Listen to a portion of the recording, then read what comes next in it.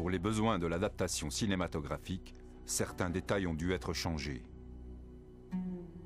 Cependant, l'histoire qui suit est authentique. Et le déroulement est identique à la réalité.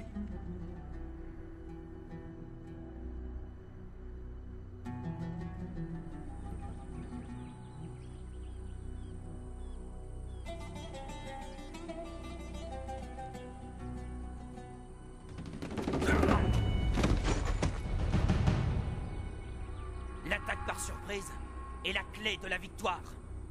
Vous devez passer à l'action tellement vite que votre ennemi n'a pas le temps de réagir. Assurez-vous que vous tranchez bien d'une artère à l'autre. Soyez déterminé et énergique. Ne lui faites pas de cadeaux. Nous vivions et nous étions entraînés dans le désert pour une seule raison. Retourner en Égypte et renverser le gouvernement. Nous étions prêts à faire face à toutes les difficultés. Pour l'amour d'Allah.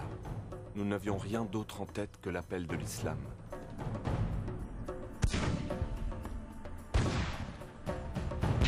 Pour nous, il n'y avait que deux choix. Le premier était de mourir et d'aller au paradis. Le second était de vivre en gagnant la bataille. J'étais un excellent tireur et on m'entraînait pour que je devienne un sniper.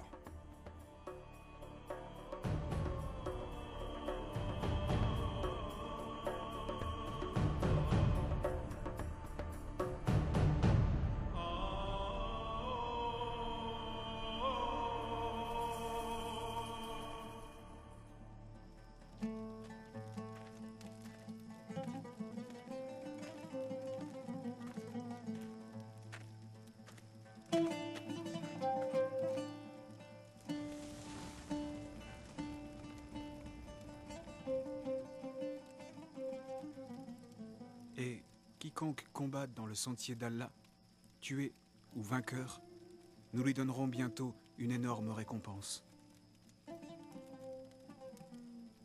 Mustapha, ton frère est au paradis. Cette certitude doit te réconforter, mon frère. Et ne dites pas de ceux qui sont tués dans le sentier d'Allah qu'ils sont morts. Au contraire, ils sont vivants. Mais vous en êtes inconscient. Salam alaikum, Émir. Wa alaykum as-salam. Et qu'Allah vous protège. Comment va l'entraînement, mes frères? Tout va bien, Émir. Qu'Allah soit loué. Asseyez-vous. L'émir nous rendait visite régulièrement. Il venait voir où nous en étions avec l'entraînement. Un soir, il nous fit la lecture d'un article dans un journal du Caire. Il relatait l'arrestation d'un groupe de missionnaires qui étaient accusés d'avoir voulu convertir des musulmans dans un de leurs hôpitaux, en leur proposant des relations sexuelles et de l'argent. Des relations impures. À mort les infidèles!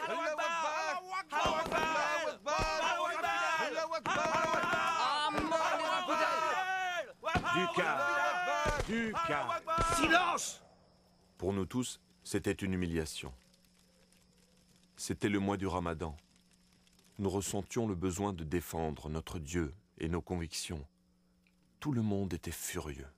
Cet article dans la presse était une autre bonne raison de maudire encore plus les chrétiens. Les chrétiens prétendent que...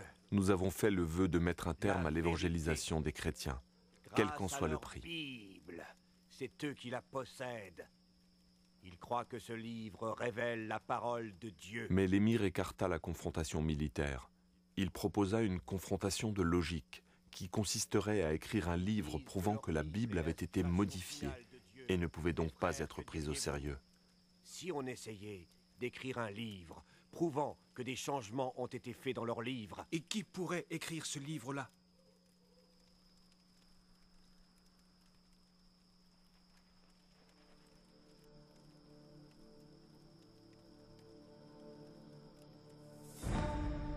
Qu'est-ce qui te prend? C'est un simple livre qui te fait peur? Les chrétiens jettent des sorts et font même de la magie avec ce livre. Ma mère en a été témoin. On dit aussi que tous ceux qui lisent ce livre deviennent comme envoûtés. Il est maudit. Je ne peux pas le lire, Émir. Non, non, je ne peux pas le faire. Attention, ceci est ma volonté. Si tu crois en Allah, et si tu crois au dernier jour, tu dois faire comme je dis, Khalil. Non, Émir. C'est impossible. Non, non. Khalil, Non, Émir, je vous en prie. Trouvez quelqu'un d'autre pour ce travail. c'est une mission très importante. Et avec toi, je sais que ça ira. Tu es le seul capable d'écrire ce livre, j'en suis convaincu. Sans doute. Et vous me demandez de les aimer, de penser comme ces infidèles. Je peux pas. Si vous me dites de tuer les chrétiens d'Égypte, je le ferai avec plaisir. Mais lire ce livre maudit est au-dessus de mes forces. Tu es un grand croyant. J'admire ta foi en Allah. Elle est remarquable, c'est vrai. Mais tu fais erreur en te laissant aveugler par ton grand zèle spirituel. Je le vois bien. Tu ne sais plus discerner le bien du mal. Te rends-tu compte du très grand honneur que l'accomplissement de ce devoir t'apportera, sans parler du respect de tous tes frères? Tu seras le premier à exposer tous les mensonges colportés par les Juifs et les chrétiens.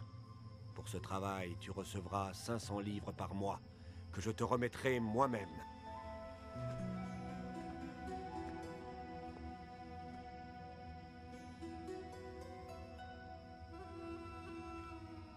Nous avons abandonné l'entraînement dans le désert et je suis rentré chez moi. Un mois passa, mais je n'arrivais toujours pas à me mettre au travail.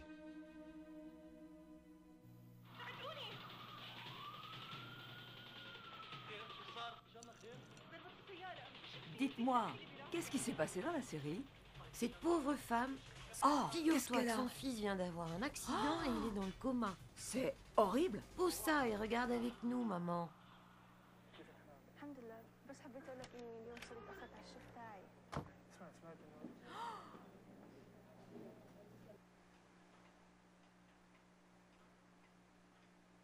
Khalil,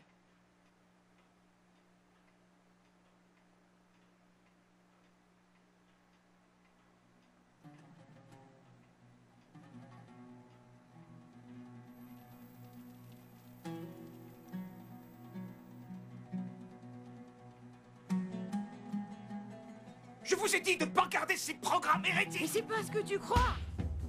C'est ta sœur. Tu n'y touches pas. Hérétiques!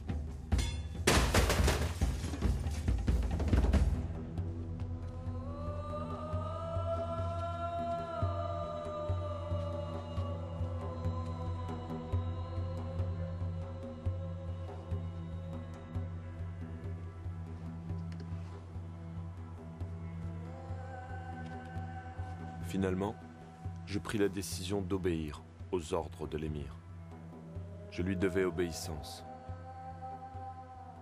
Alors j'ai commencé à accomplir ma mission. Mais je ne savais vraiment pas par où commencer.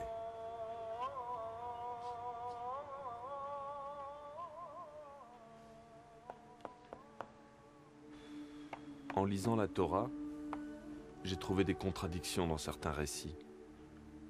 Mais étant donné que dans le Coran nous avons aussi ce genre de contradictions, cela n'allait pas m'aider dans mon travail. Si nous disons que ces erreurs rendent la Bible moins crédible, nous devons juger le Coran avec les mêmes critères. Alors j'ai continué de chercher des erreurs plus importantes. Mais je n'en ai trouvé aucune. Ensuite, j'ai lu la Bible en entier. Mais je n'ai pas trouvé le genre d'erreur que je cherchais.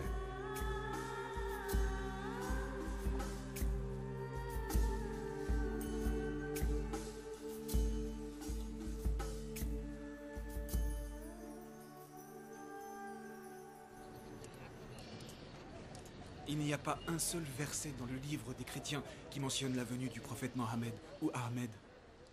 Je t'ai apporté quelque chose. Je crois que c'est ce qu'il te faut. Tiens, Démontrer la vérité. dans ces livres, il est fait référence à 26 passages des livres religieux dans lesquels est mentionné le nom du prophète Mohammed. Salut et bénédiction sur lui. Salut et bénédiction sur lui. Ces références apparaissent dans la Torah et les évangiles. Dommage que je les ai pas eus avant. C'était mieux ainsi. Je voulais que tu lises d'abord la Bible en entier. De cette façon, tu la connais et tu peux en discuter. Quand tu publieras tes conclusions, tu seras capable de les expliquer. Khalil, mon fils, ce livre que tu es en train d'écrire n'a rien à voir avec tous les autres livres. On n'a jamais écrit de manière aussi directe sur ce sujet. Si Allah le veut, nous aurons de bons résultats. Si Allah le veut, j'ai pleine confiance en lui. Il nous aidera.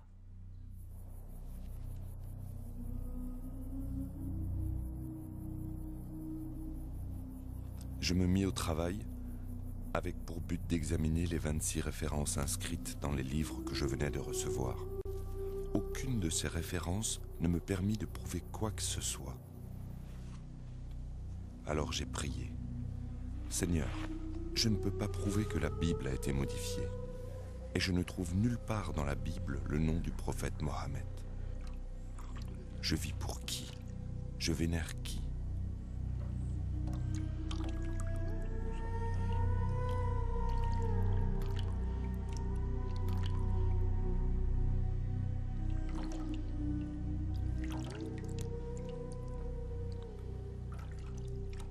Et j'ai pensé, si la Bible est le vrai livre de Dieu, alors quel est l'avenir du Coran? Ces livres ne peuvent pas dire la vérité tous les deux, puisque leurs enseignements vont dans des directions différentes. J'ai donc commencé à écrire un protocole de recherche que j'ai intitulé « Le Coran est-il la parole de Dieu ?» À la fin, j'avais écrit entre 200 et 300 pages. Un jour, l'émir me fit une visite surprise. Je vous prie d'attendre Khalil ici. Il va être de retour dans un instant. Je vous remercie.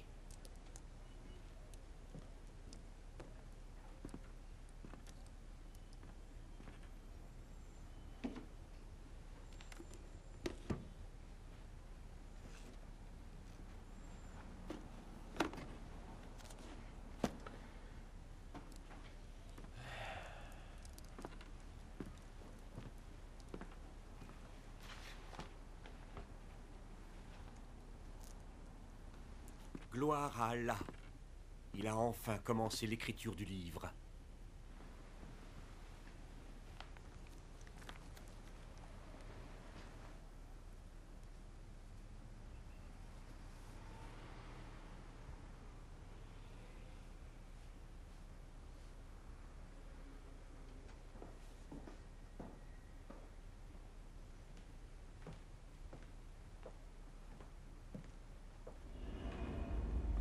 Que t'est-il arrivé, Khalil?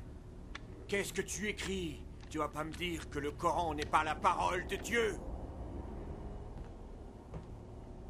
Si tu ne me crois pas, lis-le toi-même, lis. Tu ne crois tout de même pas que mes conclusions me rendent heureux? Plusieurs fois, je t'ai dit de donner ce travail à un autre homme que moi. Chaque fois, tu m'as dit que Allah m'avait choisi. C'est toi le responsable. Tu es le seul à blâmer. Nous t'avons donné beaucoup d'argent afin que tu dévoiles tous les mensonges des chrétiens, les infidèles. Non, non, non, non. Tu as dit que je devais trouver des preuves en lisant leurs livres. Et je n'ai lu que la vérité. Et ce n'est pas tout. Le Coran lui-même le dit. Aïssa ou le Messie, c'est Dieu. Tais-toi! Tais-toi! Je t'interdis de dire un mot de plus. C'est ignoble. Le Coran dit aussi Aïssa parle Infidèle! en parabole. Infidèle! Il reviendra sur des nuages. Il sera le juge de tous. Tais-toi! La sourate de Al-Maïda dit Aïssa a le pouvoir de créer toutes choses. Tais-toi! La sourate de Ali Imran dit qu'Aïssa a le Tais-toi! pouvoir de guérir les malades et de ressusciter les Infidèle! morts. Aïssa reviendra sur les nuages. Et il jugera les nations le dernier jour. Je vais te tuer, infidèle! Tout est écrit dans le Coran. Je vais te tuer!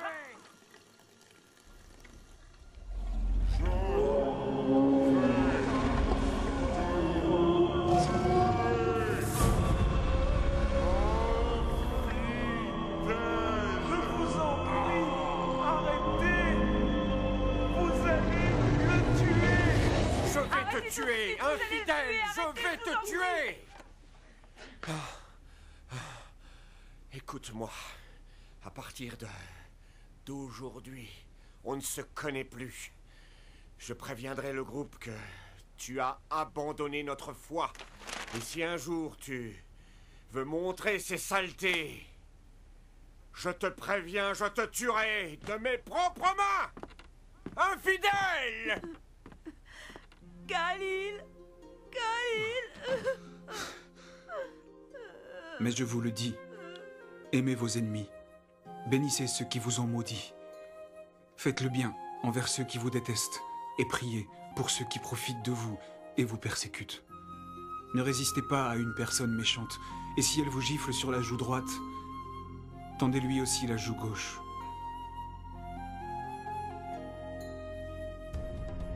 Combattez les infidèles, car ils n'ont pas la foi. Combattez les polythéistes de la même manière qu'ils vous combattent. Combattez ceux qui ne croient pas en Allah. Combattez, combattez, combattez. Même s'ils sont des pères, des fils et des maris, tuez-les.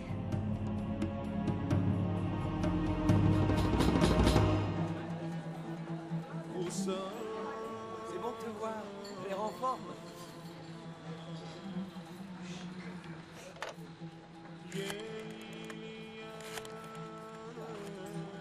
Joue une musique plus gaie. Allô, Timothée? C'est Khalil.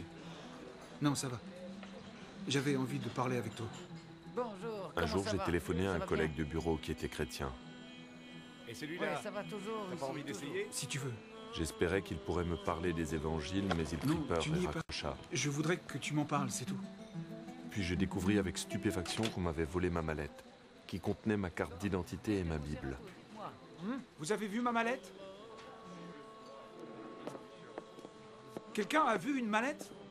Une manette? Oui, vous l'avez pas vue? Je l'avais posée là. Non, j'ai rien vu. C'était si important. Oui, il y avait ma carte d'identité et ma Bible. Eh, revenez! Revenez! Vous me devez une communication! Faut payer!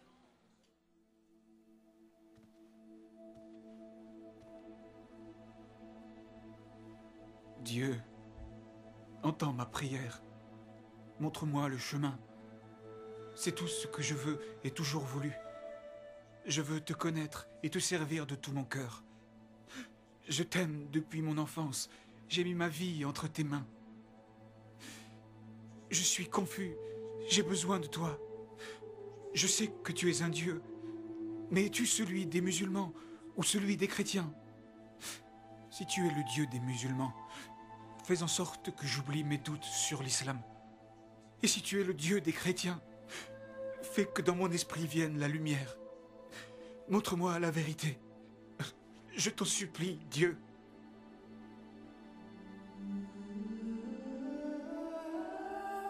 Cette nuit-là, je dormis profondément, comme je n'avais jamais dormi de toute ma vie.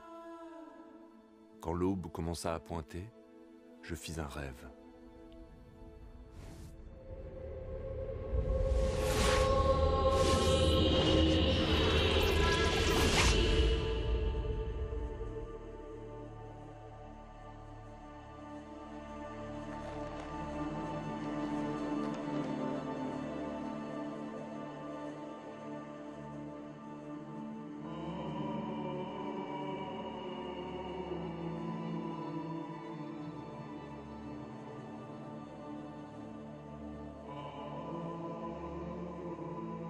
Tu as toujours des doutes à mon sujet. Qui es-tu? Je suis celui que tu cherches. Je ne m'en souviens pas. Tu lis le livre. Oui, je l'aime beaucoup.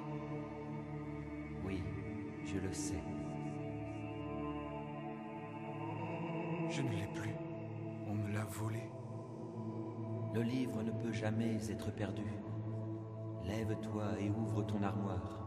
C'est là qu'il se trouve.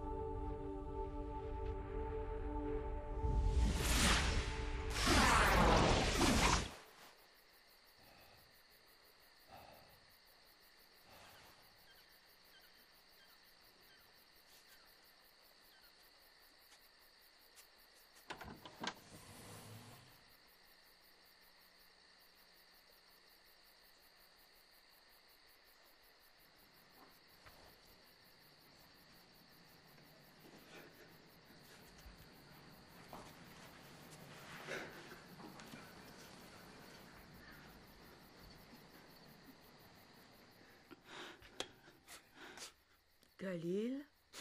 Mère, tu dois me pardonner. Je croyais suivre les préceptes de la vraie foi. C'est pour ça que je t'ai traité aussi durement. J'étais ignorant. Pardon, je veux te baiser les pieds. Oh mon Dieu, qu'est-ce que tu as? Qu'est-ce qui t'arrive? Dieu m'a guidé vers la vérité. Maintenant, le Dieu que je connais n'est pas le Dieu qui me guidait avant. Mais enfin, il n'y a qu'un seul Dieu? Oui, mère, et il m'enseigne de t'aimer et de t'obéir. Quel est ce Dieu, Khalil? Il est le vrai Dieu, qui a été révélé en Christ, ou Aïsa, comme on dit dans le Coran. Pas si fort parce qu'ils croiront que t'es devenu cinglé. D'accord, je vais faire comme tu dis. Mais est-ce que tu me crois?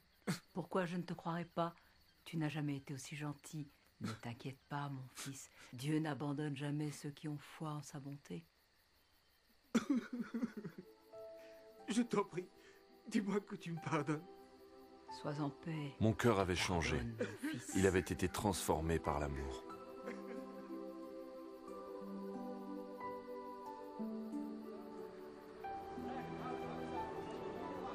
Je ne pouvais plus dormir. Je me suis promené jusqu'au matin. Tout ce que je voyais était magnifique. J'avais de la sympathie pour tous ceux que je rencontrais. J'avais envie de leur dire que je les aimais. Même les chrétiens, et eux, me connaissaient comme un homme violent et fanatique.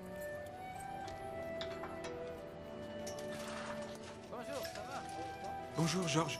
C'est moi, Khalil. On n'est pas encore ouvert. Ne crains rien, C'est c'est pas moi. encore Je suis ouvert. venu te parler. Je viens C'est pas implorer encore ton pardon. ouvert. Je t'en supplie. On pourrait pas en parler plus tard? J'ai changé. Je le vois. Je ne suis plus le même. Avant, j'en voulais à tous les chrétiens. Je te demande de me pardonner. Pardonner, car tu as changé. Oui, j'ai changé. Je te demande ton pardon. Je ne le mérite pas, mais je t'en prie, pardonne-moi. J'ai changé. Alléluia. Ça veut dire quoi? Tu le sauras. Laisse-moi te regarder. Que t'est-il arrivé? J'ai changé, s'il te plaît. Approche. Pardon. Bien oui, je te pardonne. Pardon. Entre. Je te Je remercie. t'accorde mon pardon. À partir de ce jour, j'ai réellement commencé à changer. Ceux qui vivaient dans mon entourage, comme ceux avec qui je travaillais, tous voyaient le changement qui s'était produit en moi. J'avais été un homme odieux, irascible. J'avais mis le feu aux églises et j'avais pillé des boutiques. J'avais commis des actes d'une extrême violence. Mais Christ avait changé ma vie. Quand je me suis mis à agir selon les Écritures de la Bible, je suis devenu une personne aimante.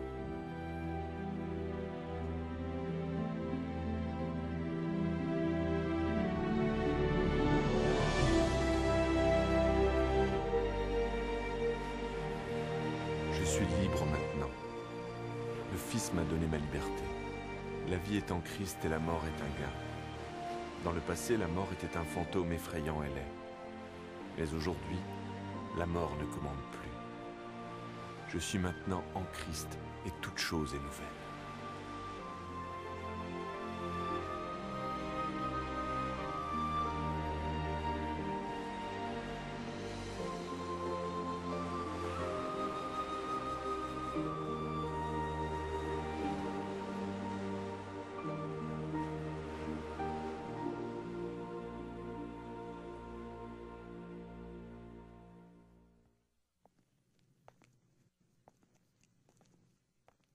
Est-ce que le léopard peut changer ses taches? Le lion peut-il vivre en paix avec l'agneau? Un homme dévoré par la haine et la lutte farouche contre ses ennemis peut-il devenir un homme de paix? Dans le cas de Khalil, toutes ces questions ne lui ont jamais traversé l'esprit. Jusqu'à sa rencontre avec le prince de la paix, le Seigneur Jésus-Christ. C'est impossible d'un point de vue humain? C'est ce que vous vous dites? Oui, mais avec Dieu, toute chose est possible. Cela me rappelle un homme, appelé Saül. Comme Khalil, il était grossier, violent, mais très instruit. Il prit la décision de tuer les chrétiens de sa région. Il participa à l'assassinat de plusieurs d'entre eux jusqu'au moment où il comprit qu'il ne luttait pas contre les hommes, mais contre Dieu. Dieu mit littéralement Saül à genoux. C'est dans cette position, humble et prostrée, que cet homme fier a crié son désespoir. « Qui es-tu, Seigneur ?» Et le Seigneur a répondu « Je suis Jésus. Et quand tu te bats contre mon Église, tu te bats contre moi. » De nos jours, On se souvient de cet homme sous le nom de Paul, l'auteur de plus de la moitié du Nouveau Testament dans la Bible. Qu'est-ce qui changea Saül? Qu'est-ce qui changea Khalil? Pour les deux hommes, c'était le même pouvoir, le pouvoir de l'amour. C'est de ce pouvoir que je veux vous parler aujourd'hui, car il n'y en a pas de plus grand. Dieu est amour, c'est ce qu'enseigne la Bible. Dieu est tout-puissant. Il connaît toutes choses et en outre, il est présent partout. Mais en essence, Dieu est amour. Dieu ne veut pas que l'homme périsse, mais au contraire, il veut que tous les hommes se repentent et connaissent la vérité. Ce qu'il veut, c'est que nous vivions avec lui au ciel pour toujours.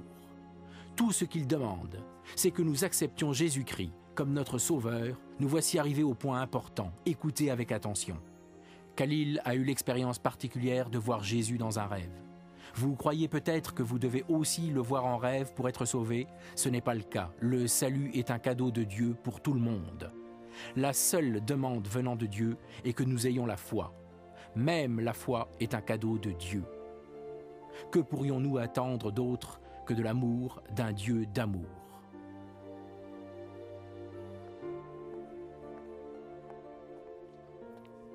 Aimeriez-vous recevoir le cadeau de la vie éternelle? Aimeriez-vous être pardonné de vos fautes et aimeriez-vous devenir un membre de la famille de Dieu? Le Dieu d'amour vous écoute, il ne repoussera personne venant à lui en toute sincérité. Quoi que vous ayez fait ou pas fait, Dieu désire vous amener jusqu'à lui. Il est le Dieu d'amour et son amour parfait absout nos péchés, peu importe ce que nous avons fait. Priez avec moi, prions. Dieu, tu sais combien je t'aime. Mon Dieu d'amour, pardonne mes péchés et donne-moi la vie éternelle. Compte-moi parmi ceux qui t'acceptent comme leur sauveur. Que toute la gloire et l'honneur te reviennent, ô Dieu, pour le précieux sang de Jésus versé pour nous sur la croix. Amen. Frères et sœurs, si vous avez prié avec moi, soyez certains que Dieu est dans votre vie et que vous êtes parmi ceux qui sont sauvés. Jésus sera la fontaine de votre vie. Amen.